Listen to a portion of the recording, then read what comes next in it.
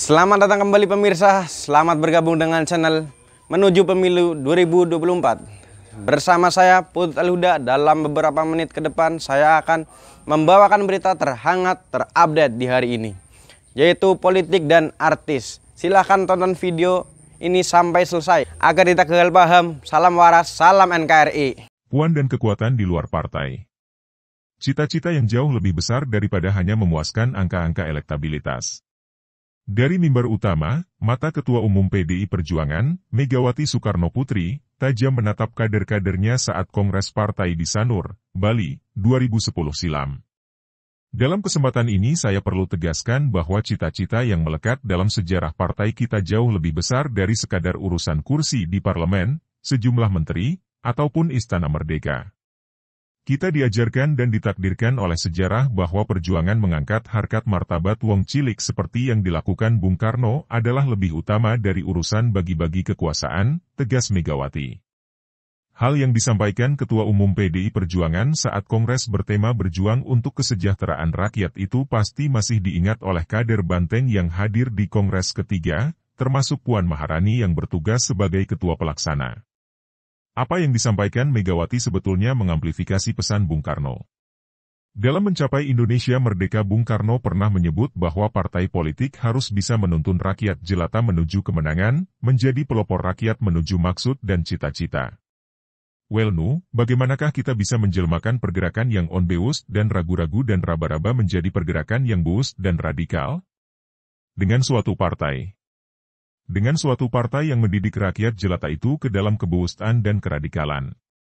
Dengan suatu partai yang menuntun rakyat jelata itu di dalam perjalanannya ke arah kemenangan, mengolah tenaga rakyat jelata itu di dalam perjuangannya sehari-hari, menjadi pelopor daripada rakyat jelata itu di dalam menuju kepada maksud dan cita-cita. Dari petunjuk Bung Karno tersebut sangat jelas bahwa partai adalah pemimpin massa dalam perjuangannya merebut masa depan yang lebih baik.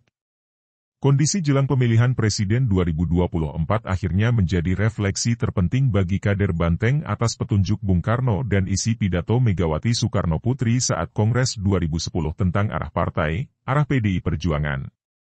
Puan, cucu proklamator, menatap lurus sang ketua umum yang berapi-api mengingatkan seluruh kader partai termasuk dirinya supaya menyediakan lebih besar lagi energi untuk bekerja bersama rakyat.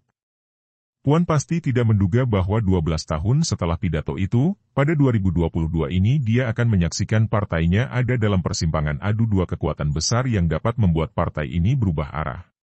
Saat 2010 dia menjadi saksi ibunya yang juga Ketua Umum Partai Demokrasi Indonesia Perjuangan mengingatkan seluruh kader untuk menjalankan tuntunan Bung Karno bahwa partai harus bisa menjadi pelopor rakyat meraih cita-cita, hal yang lebih penting dari sekedar bagi-bagi kekuasaan. Saat ini sepertinya ada kekuatan di luar partainya yang berusaha untuk membalikan situasi yang malah mempercayai berkuasa lebih penting daripada cita-cita PDIP seperti yang dituntun Bung Karno. Mari kita merenung sebentar, apakah mungkin saat ini ada orang atau kelompok yang ingin menguasai Indonesia?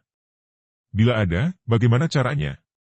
Untuk menguasai Indonesia cara dan triknya bukan rahasia, bahkan dipopulerkan oleh Undang-Undang Dasar. Persepsi cara untuk menguasai Indonesia beserta kekayaan serta rakyatnya dipromosikan gamblang oleh Undang-Undang Dasar 1945 Pasal 6 Ayat 2 salah satunya adalah melalui partai politik. Hanya partai politik dan gabungan partai politik peserta pemilu yang berhak mencalonkan presiden dan wakil presiden demikian lebih kurangnya menurut UUD 1945. Ruang kesempatan ini pasti jelas terlihat oleh kekuatan di luar partai politik. Kekuatan luar partai politik akan memantau dan mencari kelemahan partai politik. Dengan sumber daya yang dimilikinya, kekuatan luar partai akan masuk dan mengajukan sosok alternatif. Ketika sosok tersebut muncul, partai seperti dihadapkan pada dilema. Di PDI Perjuangan, selain Megawati, hanyalah Puan Maharani kader partai yang lengkap. Bahkan ada kader yang berseloroh bahwa hanya Megawati yang bisa melampaui besarnya nama Puan Maharani di PDI Perjuangan. Mungkin tidak ada di dalam PDI Perjuangan kader yang selengkap Puan dalam karir politik, sebagai pengurus DPP partai, bahkan salah satu ketua, pernah anggota DPR, pimpinan DPR bahkan jadi menteri koordinator. Hal ini membuat Puan punya garis tebal pemahaman 3 pilar PDI Perjuangan, yaitu partai, legislatif dan eksekutif.